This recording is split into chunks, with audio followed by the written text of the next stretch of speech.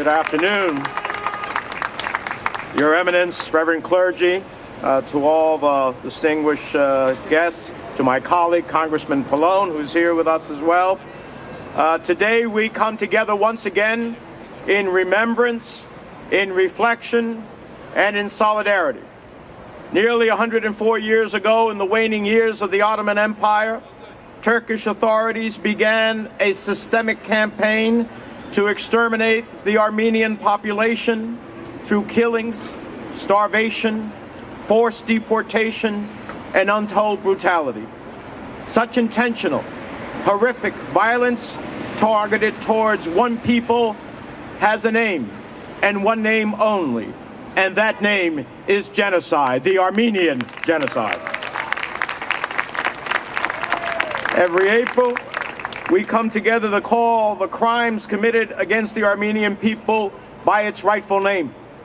Together, we not only remember the 1.5 million victims for the way in which they died, we also reflect on the way in which they lived, for their contributions to Armenian history and culture live on today, and there can be no denying them.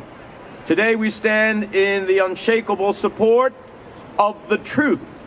Now, these days it seems as though the acceptance of basic truth is increasingly treated as optional.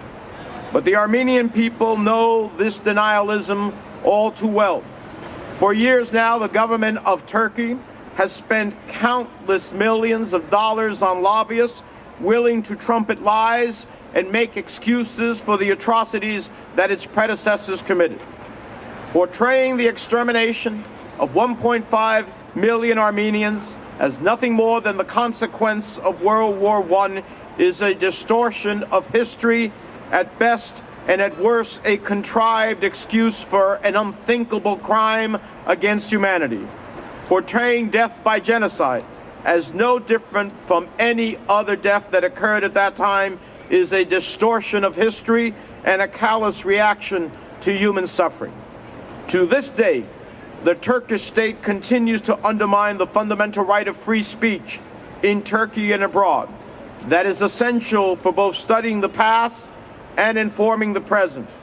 The Turkish government and its extremist sympathizers have advocated for restrictive laws on expression and against legislation that recognizes the Armenian genocide. They've initiated prosecutions and smear campaigns against historians who study the Turks' treatment of the Armenian community. And they've even resorted to violence and harassment against journalists and activists who bravely speak the truth. Such actions are reprehensible, and they speak volumes of both about the crime and the cover-up. Fortunately, there are countless voices, many of whom are here today, who have spoken up and stymied Turkey's effort to diminish the Armenian genocide. We refuse to see the truth suppressed, the facts denied, and history revised. We will never, ever forget the Armenian genocide for what it was. Because, as we know, we cannot learn from our history if we do not study our history. That's why throughout my career in the House and Senate, I have pushed relentlessly for an honest accounting of the truth and pressed officials at every level of the United States government to do the same.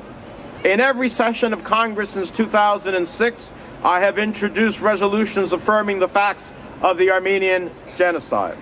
When I was chairman of the Senate Foreign Relations Committee, I was proud to preside over the first ever passage of an Armenian genocide resolution through the United States Senate Foreign Relations Committee.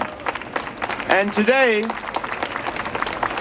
as the ranking Democrat on the Foreign Relations Committee, I have introduced the Armenian genocide resolution again in a bipartisan fashion with my Republican colleague, Senator Ted Cruz.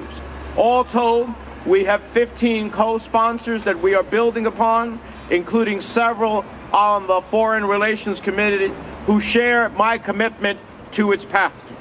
And we will not rest, not only till it passes the committee, but passes the Senate, but until that day, that it becomes the official policy of the United States government to recognize the Armenian genocide here and any place else in the world. I have also, as has been mentioned, scrutinized ambassadorial nominees to Armenia and to Turkey. On 2 occasions, I have held up nominees with problematic views on genocide, and in one case several years ago, I forced one of them to withdraw their nomination. But let me be clear. These actions have never been partisan. I have pushed both Democratic and Republican presidential administrations alike because, as you all know, the basic truth that 1.5 million Armenians lost their lives is not a partisan issue. Indeed, our own U.S. diplomat who served in the region at the time documented the Armenian genocide and witnessed the Turkish authorities' violent campaign firsthand.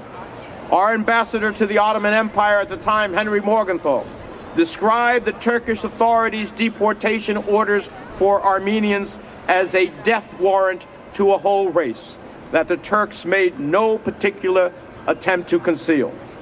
And today's diplomats of the United States should not be any less frank when they engage the Turkish government. That's why we hold nominees who appear before the Senate Foreign Relations Committee and demand that they stand by these historic State Department cables on the Armenian genocide.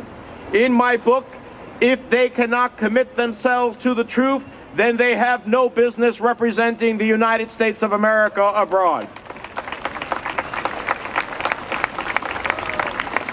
We cannot turn our backs on the victims of the Armenian genocide or any other genocide. No matter where it happens, no matter when it happens, no matter who perpetrates it. Our foreign policy must reflect an honest accounting of crimes against humanity, ethnic cleansing, and genocide.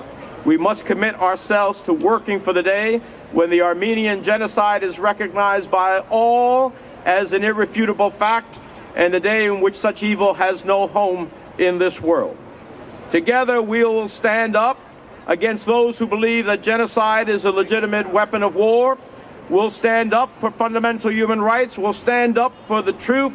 And only with the truth, when it prevails, will we remember that the words never again mean never again, because we will never, ever, never, ever, never, ever forget.